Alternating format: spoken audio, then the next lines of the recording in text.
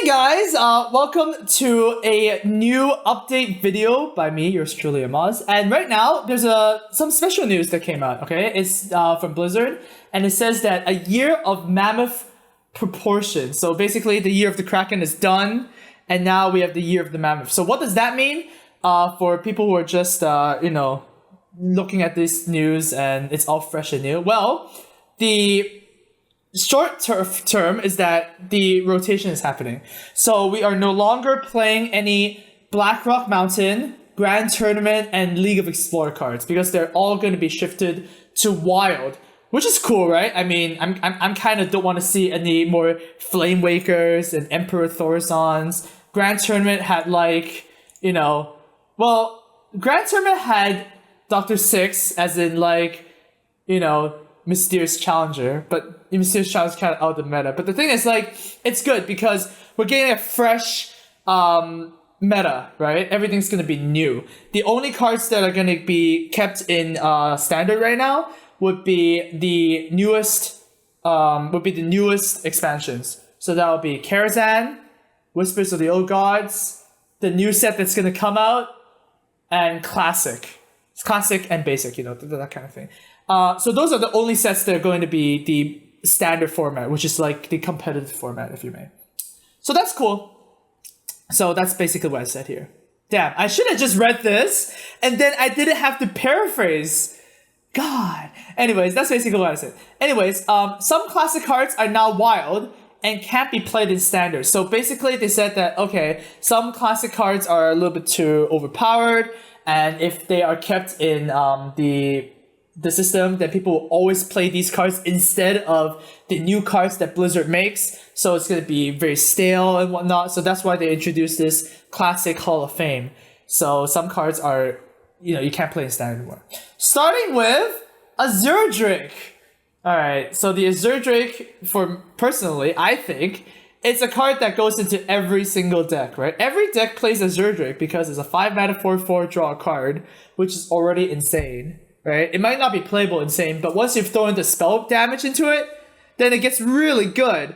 And then suddenly it's a dragon too, so dragons deck play it. So it's like a card that's just found everywhere. So I kind of predicted this. If you guys watched my previous streams, I talked about this a lot, and I thought they were just gonna nerf this into a 4/3.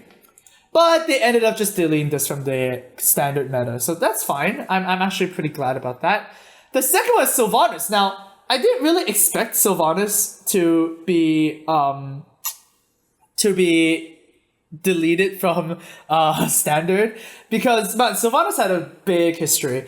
The history of Sylvanas was that it was a 5-mana 5/5 before with the same text, and then people didn't think that was OP until everybody played it, and then it was 6 mana, and then nobody played it, and then everybody played it again and whatnot. I think the problem with Sylvanas as a whole, it's not about the card's power.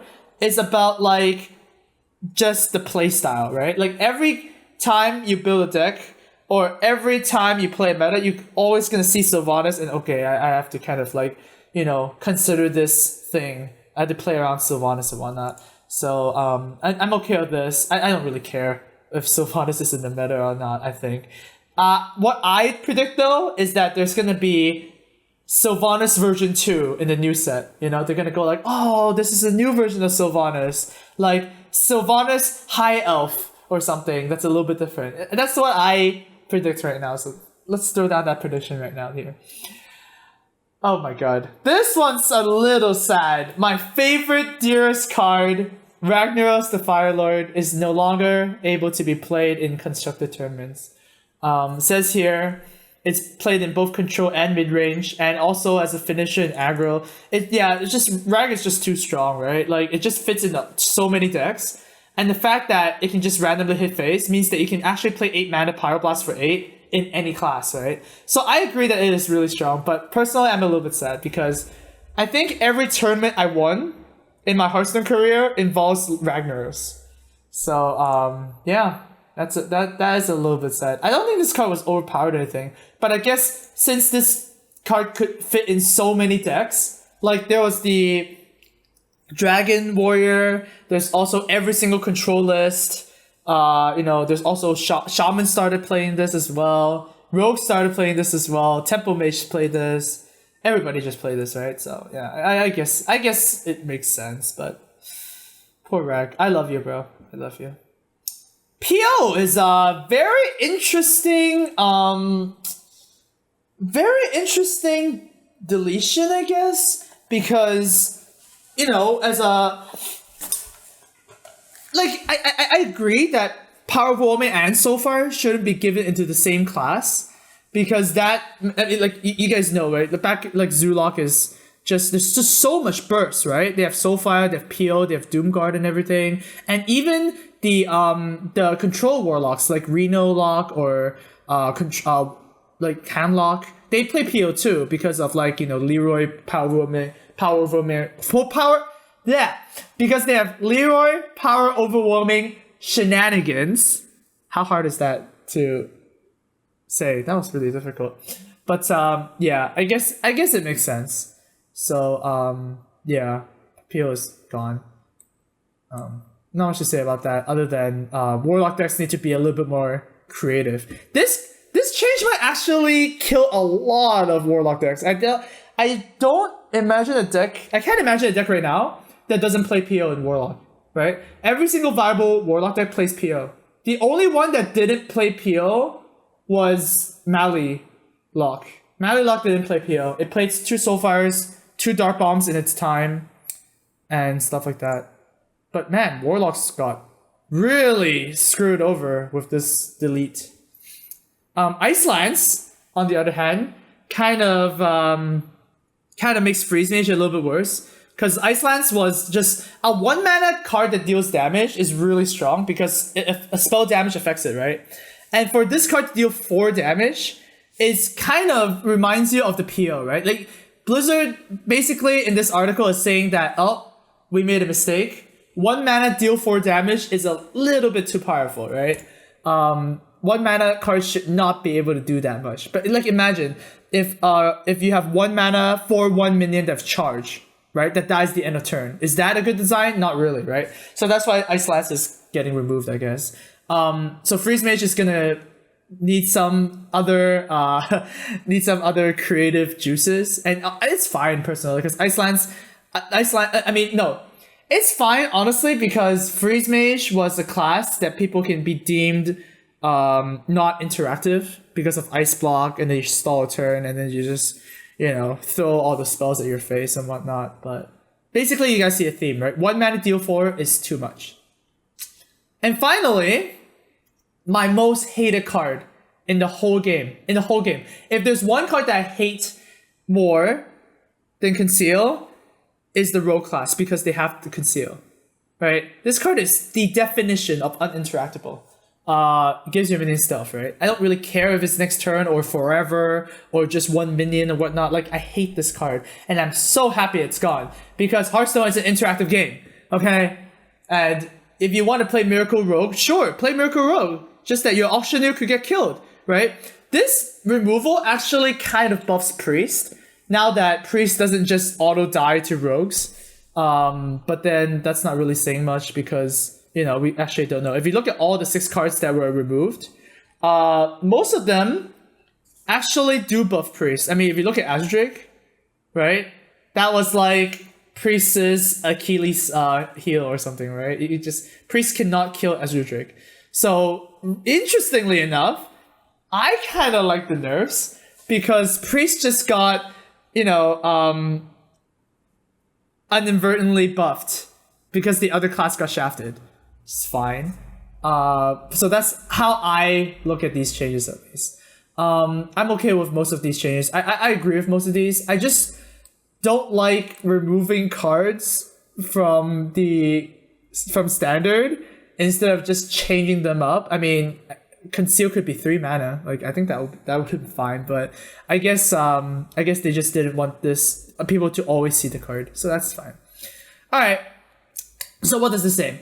We wanted to allow players to disenchant classic cards that are being added to the Hall of Fame set for full dust refunds, but felt that incentivizing players to dust their cool WoW cards was counter to our goal of making WoW awesome. So basically, they're going to give the full dust that you have, and you get to keep the cards as well. So if you have at least one golden Ragnaros, you get 3200 dust. So if you have two golden Ragnaroses, it doesn't matter. It just logs one. Cool. So does that mean that you can craft a golden rag right now for free? Sure. Yeah. I mean, if you have nothing else that you really need crafting, sure, just go ahead and craft a golden every single one of these for free, right? But that is also based on this. Okay, that's based on this. Like, on the one hand, sure, free cards are good, but on the other hand, why do you need them? Because it's a wild. Wild is not a format, right? Tavern Brawl is more of a format than wild because there are no wild tournaments. There are no wild in BlizzCon. Nobody likes wild. Wild is a dead format. Okay, let's be honest here. I mean, it might be a great format, but nobody plays it. At least there's no reward or incentives to play it, right? You can't even get ranks doing wild towards your BlizzCon points or anything, right? But they said in this paragraph that the wild format is going to be more exciting than ever before. For our players that enjoyed playing wild in 2017, we'll be supporting it in more ways. So it says, sometime after the release of our next expansion, we plan to run a heroic tavern brawl utilizing the wild format with so many cards and blah, blah, blah. We also collaborate with third-party tournament organizers to promote additional Hearthstone tournaments using wild. Okay, and we were excited about the wild ecosystem. Okay, so this is cool. Hero Tavern Brawl utilizes the wild format. That's a lot of... it's actually really cool, especially for streamers, because, we get to actually play something new, and then it's good content for us, and everybody as a whole is interesting because, Hero Tavern Brawl is like so hyped. The last one did really, really well. This, I'm not really sure about. Like, tournament organizers right now don't really have an incentive to run wild. And I don't know what Blizzard is exactly going to do. Because, like, I'm a tournament organizer too, right? I don't know what they can do to incentivize wild tournaments. I really don't. Because the fact that BlizzCon Worlds, like, the premier tournament of all Hearthstone is BlizzCon Worlds, right? Like, that's kind of what it is. And ATLC was kind of close. Okay, whatever. That does not have wild. So if the most prestigious tournament does not have wild, why would people practice for a tournament for something that isn't even like the most, prestigious, right? So I'll say, okay, cool. We'll see for this paragraph, but I don't want to be an ass. I don't really think this can happen just based on this paragraph. Like, this paragraph does not convince me that wild is going to be a format. Okay, so we'll see. To answer the questions of, do you want to craft these golden cards for free? Sure, like, you should, right? It's gonna cost a lot of dust for sure. All right, another news we have is adventuring and expansions. It says, looking back, we learned a lot in 2016. Previously, a Hearthstone year alternated between expansion and adventures. But for this year, the release cycle would include a 130 card expansion at the start of the year, another expansion in the middle, and another expansion in the end of the year. So instead of adventures, there's going to be no adventures this year. Then there's going to be 3 expansions back to back to back. So it's all going to be packs. So, well, before I give you my take, their definition is there's going to be...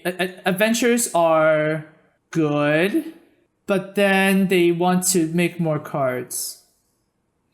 Cards will be acquired via packs like other expansions. Additionally, each release will include optional single-player missions that will help develop the expansion's thematic narratives and offer fun challenges. So basically, they're kind of combining both, right? So you can open packs. If you want to do some single-player stuff, you can. If there's fun challenges, you can.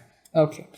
What I think about this is that obviously it's better because it's kind of like two-pronged, right? So the first way is better because there's more cards in the system, right? I always like to play with more cards. More cards is always good. And adventures have definitely less cards. Like, they're usually like, what, 30 card adventures or even 40 cards? Definitely somewhere around like a quarter of an expansion, right? So getting more cards is obviously good. One of the things that adventures highlight though is that all the cards that adventures create are usually good, right? They're all usually very pushed and very playable. And it dates back all the way back to Naxxramas. When Naxxramas was released, it was crazy because there are so many playable cards. Karazhan, not too much, but since there's going to be a rotation, maybe some Karazhan cards are going to be playable now. Now that, there's so many cards being just, rotated out, right? So not sure about that. The only concern I have with these expansions is that are we only going to see like 20 playable cards in each expansion because they're going to print more like vanilla cards, like, I don't know, more 5 mana 3/7 vanilla card, like I don't want to see any more of those. I really don't want to see any more vanilla cards. And if that's going to happen, then this doesn't really mean too much, honestly, in terms of like card diversity, because if they're going to introduce, a lot of fringe playable cards and just like totally bad cards, then this is effectively the same as an adventure. That's what I think. So yeah, I hope Blizzard really takes the advice of not printing any more just trash cards, right? Like Morgan Greaser is the thing that comes up the most, right? Not played in Arena, not playing Constructed, not playing Tavern Brawl, not playing Wild. Why is that card there, God, that's so bad. And the argument of pack fillers, like, oh, we need some shitty cards so that, the expansion looks bigger, and then the packs are better when you open that big card because you get shafted that much with the 6/3. Look, that's a terrible argument. No, I hate that. So hopefully that happens, All right, what else do we have? We have a gather round for Fireside Gatherings. Okay, we celebrate the Mammoth together. There's daily login rewards for a limited time. So yeah, this makes sense because players that quit Hearthstone can join back. There's going to be a lot more incentives to do it, so that's always good. Very standard. And finally, there's going to be a new rogue hero, Maiev Shadow Song, and it is eager to become a part of your Hearthstone collection after 10,000 years of tolerating bad. You are not prepared, Joseph Millen. Okay, that's cute. And you get this by winning 10 games of Hearthstone in standard, ranked, or casual after the expansion officially launches. So the next expansion, that's cool. So that's basically a free hero for everybody. So that's pretty good. That's good. I'm happy with that. And yeah, so rogues, you don't have to be sad for losing Conceal. You have Maiev now, right? That's a good balance. And that's basically the news. All right, well, thanks so much, guys, for watching. And, stay warm. See you guys later, yeah?